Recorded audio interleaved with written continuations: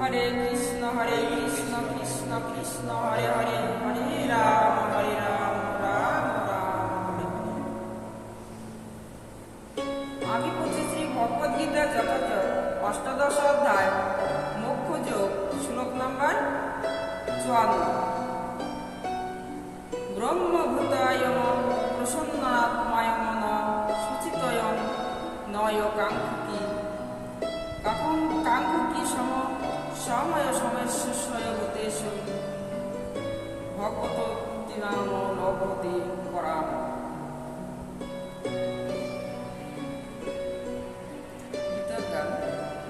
ব্রহ্ম ভগ হলে প্রসাত্মায় হয় শোক আর আকাঙ্ক্ষা সে মূল নিশ্চয় সর্বত সমবুদ্ধি তার পরিচয় নির্গণয়া আমার ভক্তি তবে লাভ হয়। অনুবাদ: ব্রহ্মভাব প্রাপ্ত প্রসন্ন চিত্ত ব্যক্তি কোনো কিছুর জন্য শোক করেন না বা আকাঙ্ক্ষাও করেন না। তিনিই যেন সমস্ত প্রাণীর প্রতি সদস্য হয়ে আমার পরাভক্তি লাভ করেন। নির্বিশেষবাদীর কাছে যেন ব্রহ্মভূত অবস্থা প্রাপ্ত হওয়া বা ব্রহ্মের সঙ্গে এক হয়ে যাওয়াটা হচ্ছে শেষ কথা।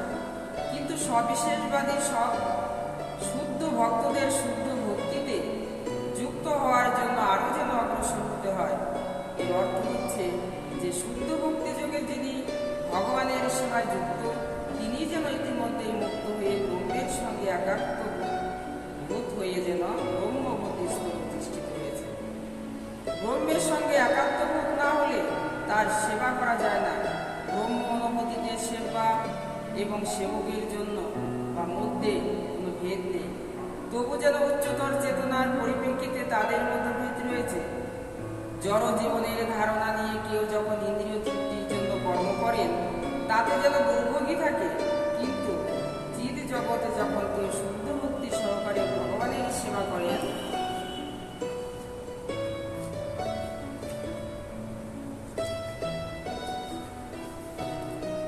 সেই সেবায় যেন কোনো দুর্ভোগ নেই। কৃষ্ণ ভাবময় ভক্ত কোনো কিছুর জন্য অনুশোচনা অথবা আকাঙ্ক্ষা করেন না, যেহেতু ভগবান পূর্ণ। তাই জীব যখন ভক্তি যোগে ভগবানের সেবায় নিযুক্ত হন তখন তিনিই যেন পূর্ণতা প্রাপ্ত করেন। তিনি তখন সমস্ত পঙ্কিলতা থেকে যেন মুক্ত নির্মল নদীর মতো। কৃষ্ণ ভক্ত যেহেতু শ্রীকৃষ্ণ ছাড়া আর কোনো কিছুর যেন চিন্তা করেন না, তাই তিনি স্বাভাবিকভাবে সর্বদাই যেন উৎফুল্ল। ভগবানের সেবায় সমর্থভাবে যেন নিযুক্ত থাকার ফলে তিনি জাগতিক লাভ অথবা ক্ষতির জন্য কখনোই অনুশোচনা করেন না। জড় সুখ ভোগের প্রতি তার আর কোনো আসক্তিই থাকে না, কারণ তিনি জানেন যে প্রতিটি জীবই হচ্ছে যেন পরমেশ্বর ভগবানের অবিচ্ছেদ্য অংশবিশেষ এবং তাই তার দ্বারা নিত্য দাস। তিনি জড় জগতে যেন কাউকে উচ্চ অথবা নিচু বলে গণ্য করেন না। উচ্চ এবং নিচুর বোধ ক্ষণস্থায়ী, এবং এই যে ক্ষণস্থ অনিত্য জগতের সঙ্গে ভক্তের কোনো সম্পর্ক থাকে না। তার কাছে যেন পাথর আর সোনার একই দাম। এটি হচ্ছে যেন ব্রহ্মভূতি স্তর, এবং শুদ্ধ ভক্ত অনায়াসেই এই স্তরে যেন উন্নতি হতে পারে। ভগবত ভক্তির এই পরম পবিত্র স্তরে পৌঁছালে যেন পরব্রহ্মের সঙ্গে এক হয়ে যাওয়া বা ব্যক্তিগত স্বাতন্ত্র্য নাশ করার ধারণা যেন অত্যন্ত ঘৃণ্য বলেই মনে হয়, এবং স্বর্ণ লাভের যেমন স্বর্গ লাভ করা যায়, যে আকাঙ্ক্ষা যেন আকাশ কুসুম বলে মনে হয়, তখন ইন্দ্রিয়গুলিকে যেন বিষদাঁত ভাঙা সাপের মতো যেন প্রতিভাত হয়। বিষদাঁত ভাঙা সাপের কাছ থেকে যেমন কোনো রকম ভয় থাকে না, তেমনই ইন্দ্রিয়গুলি থেকে আর কোনো ভয়ের আশঙ্কা থাকে না যখন তারা আপনা থেকেই সংযুক্ত হয়। জড় জগতের বন্ধনে আবদ্ধ হয়ে যারা ভবরোগে ভুগছে তাদের পক্ষে জগৎ যেন দুঃখময়, কিন্তু ভগবত ভক্তের কাছে সমস্ত জগৎকে যেন বৈকুণ্ঠ এবং জীব জগতের মতো। এই জগতের শ্রেষ্ঠ মানুষও যেন ভক্তের কাছে একটি যেন পিপীলিকার সঙ্গে গুরুত্বপূর্ণ নয়, পিপীলিকা থেকেও গুরুত্বপূর্ণ নয়। শ্রী চৈতন্য মহাপ্রভু যিনি এই যুগে যেন শুদ্ধ ভক্তি প্রচার করেছেন, তার কৃপায় ভগবত ভক্তির এই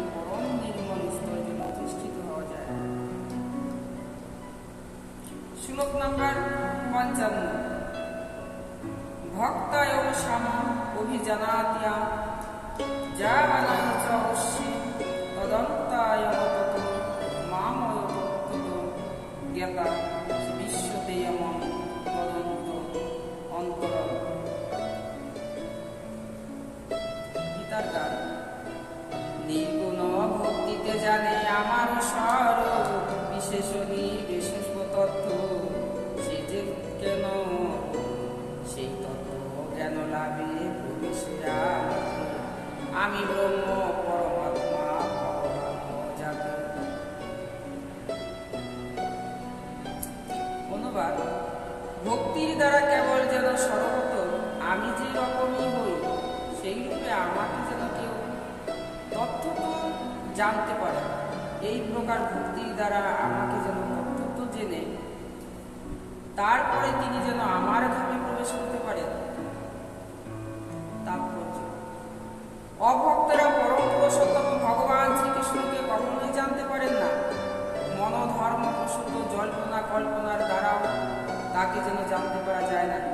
কেউ যদি পরম পুরুষোত্তম ভগবানকে জানতে চায় তাহলে তাকে শুদ্ধ ভক্তির যেন তত্ত্বাবধানে শুদ্ধ ভক্তি যুগের পন্থা অবলম্বন করতে হবে।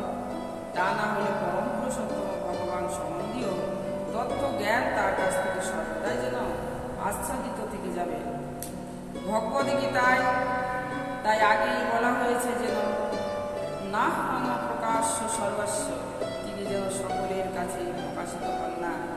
কেবল পণ্ডিত্যর দ্বারা অথবা মনোধর্ম প্রসূত জল্পনা কল্পনার দ্বারা কেউ যেন ভগবানকে জানতে পারে না। কৃষ্ণ ভাবাময় ভক্তি যুগে তিনি ভগবানের সেবায় নিযুক্ত হয়েছেন, তিনিই কেবল শ্রীকৃষ্ণকে তত্ত্বত জানতে পারেন।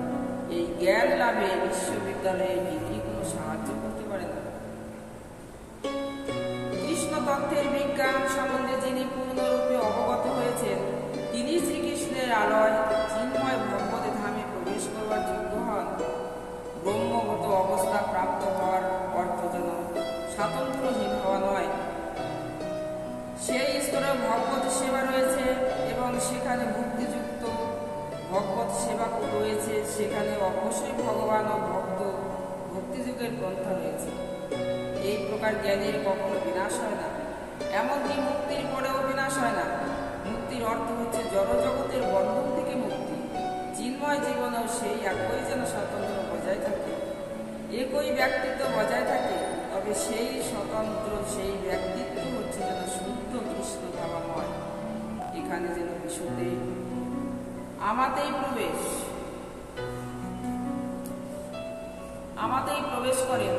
কথাটি যেন ভ্রান্ত অর্থ করা উচিত নয়, যা যেন অদ্বৈতবাদীরা করে থাকে। তারা বলেন যে এর অর্থ হচ্ছে জীব নির্বিশেষ ব্রহ্মে যেন লীন হয়ে এক হয়ে যায়। না, বিশুদ্ধ কথাটির অর্থ হচ্ছে যে জীব তার ব্যক্তিগত স্বাতন্ত্র্য নিয়ে যেন পরমেশ্বর ভগবানের ধামে প্রবেশ করে এবং ভগবানের সঙ্গ লাভ করে, তার সেবা করতে পারে। যেমন একটি সবুজ পাখি একটি সবুজ গাছে প্রবেশ করে, সেই গাছটির সঙ্গে এক হয়ে যাওয়ার জন্য নয়, সেই গাছটির ফল উপভোগ করবার জন্য। নির্বিশেষবাদীরা সাধারণত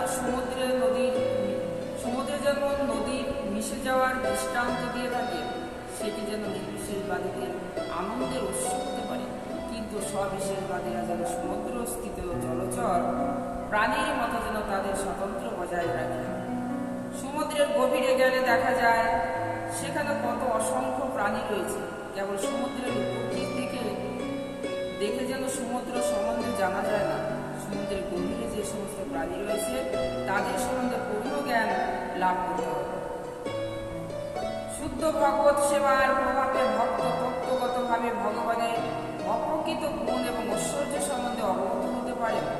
একাদশ অধ্যায়ে তাই বর্ণনা করা হয়েছে। কেবলমাত্র ভগবত সেবার মাধ্যমে ভগবানকে জানা যায়, এখানেও সেই কথাই সত্য বলেই প্রতিপন্ন করা হয়েছে। ভক্তির মাধ্যমে কেবল পরম পুরুষোত্তম ভগবানকে জানা যায় এবং তার ধামে যেন প্রবেশ করা যায়। জড় জগতের বন্ধন থেকে মুক্ত হয়ে ব্রহ্মভূত স্তরে অধিষ্ঠিত হলে ভগবানের কথা শোনার মাধ্যমে ভক্তি যুগ শুরু হয়। কেউ যখন ভগবানের বিনাশ হয় এবং জড় ক্রোশ থেকে ইন্দ্রিয় সুখ ভোগের জন্য কাম ও লোভ বিদরিত হয়। ভক্তের হৃদয় থেকে কাম ও বাসনা যতই বিদরিত হয় ততই তিনি যেন ভক্তিযুক্ত ভগবত সেবার প্রতি আসক্ত হন এবং সেই আসক্তির ফলে তিনি তখন জড় জগতের ক্রোশ থেকে মুক্ত হন। জীবনের সেই অবস্থায় তিনি যেন পরমেশ্বর ভগবানকে উপলব্ধি করতে পারেন। শ্রী ভগবতেও সেই কথাই বলা হয়েছে। মুক্তির পরেও ভক্তির অনুশীলন বা দিব্য ভগবত সেবা বর্তমান থাকে, সেই সম্বন্ধে যেন বেদান্ত সূত্রে বলা হয়েছে আপ্রাণায়াত তত্রাপিয় মহি দৃষ্টাম, অর্থাৎ মুক্তির পরেও যেন ভক্তিযুক্ত ভগবত সেবা বর্তমানে থাকে। শ্রী ভগবত মতে যেন ভক্তিযুক্ত যথার্থ মুক্তির বর্ণনা করে বলা হয়েছে যে জীবনের যথার্থ স্বরূপে যেন অবস্থিত হওয়ার নামই হচ্ছে মুক্তি। জীবের স্বরূপে ব্যাখ্যা পূর্বেই যেন করা হয়েছে, প্রতিটি জীবই হচ্ছে পরমেশ্বর ভগবানের অবিচ্ছিন্ন অনুসদৃশ্য অংশ, তাই জীবের স্বরূপ হচ্ছে ভগবানের সেবা করে। মুক্তির পরে এই সেবা করেও সেবা কখনো বন্ধ হয়ে যায় না। যথার্থ মুক্তি হচ্ছে জীবনের ভ্রান্ত ধারণা থেকে মুক্ত হওয়া। হরে কৃষ্ণ কৃষ্ণ কৃষ্ণ হরে হরে, হরে রাম